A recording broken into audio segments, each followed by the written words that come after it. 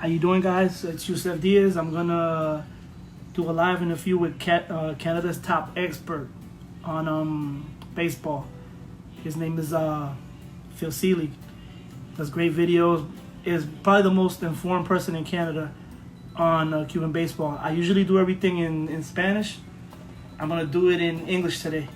We're gonna talk about an array of topics. Then Havana is supposed to open up in August with the ambition that, and they just announced that the 75 game Cuban National Series, the 60th, will start on September the 12th. And no Caribbean World Series this year for Cuba because they shot themselves in the foot last year.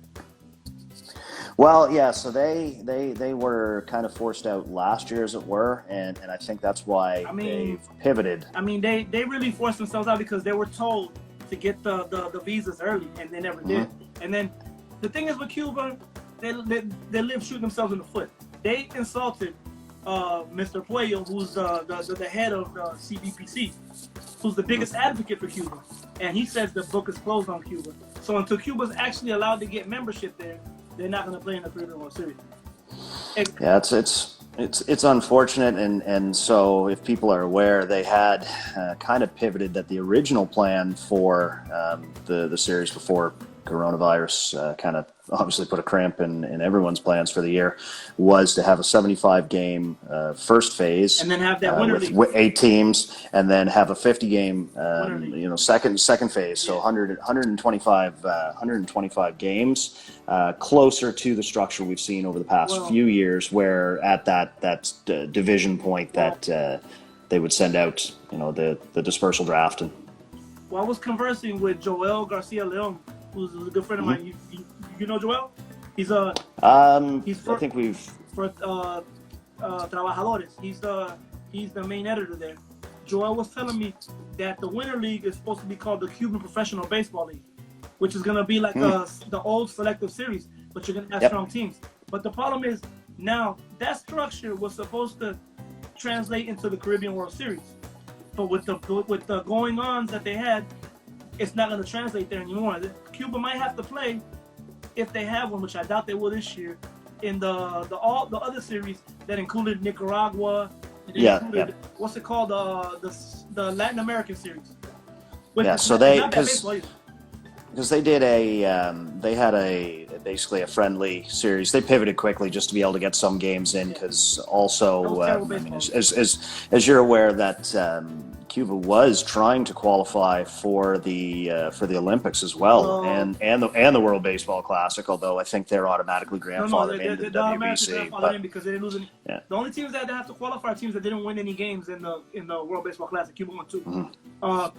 I'm hearing rumblings from Havana, from a lot of good sources, that they will allow for the Olympic qualification, because they figured out that they need their players from in the exterior. They will allow players non-affiliated with Cuba, with MLB to play.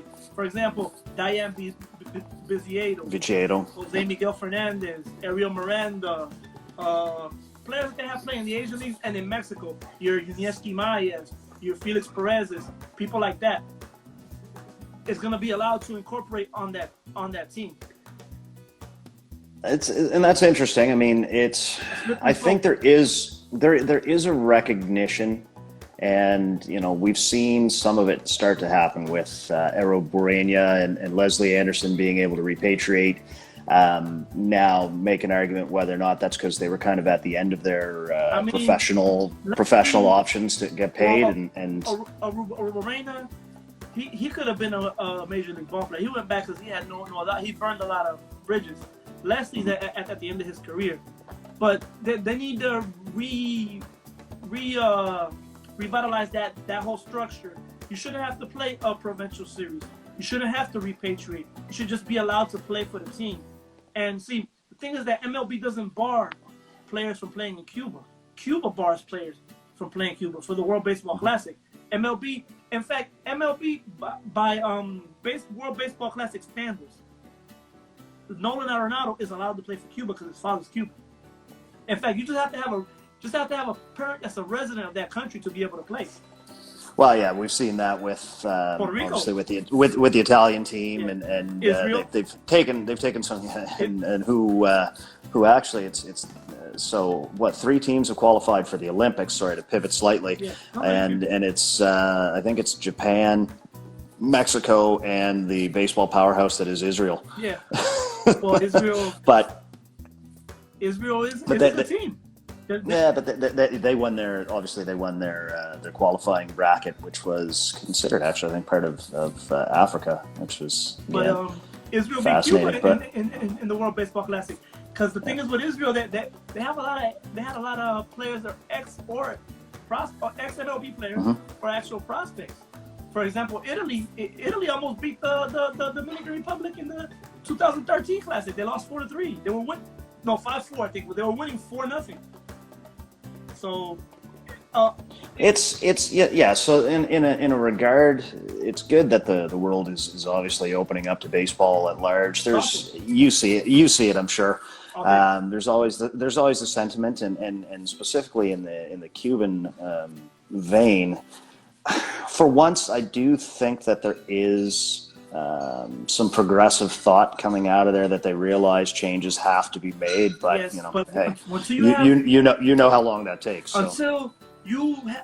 Until you get rid of somebody like Eugenio Velez, right? You're not going to advance. For example, I'm not a pro Castro advocate, right? And you know that, me being from Miami. But I think Tony Castro would run that a whole lot better. And I'm gonna get killed for this, for saying it a lot. I think Tony Castro would fit that model a lot better than Eugenio Velez. He's a lot more open to the Western world than Eugenio Velez.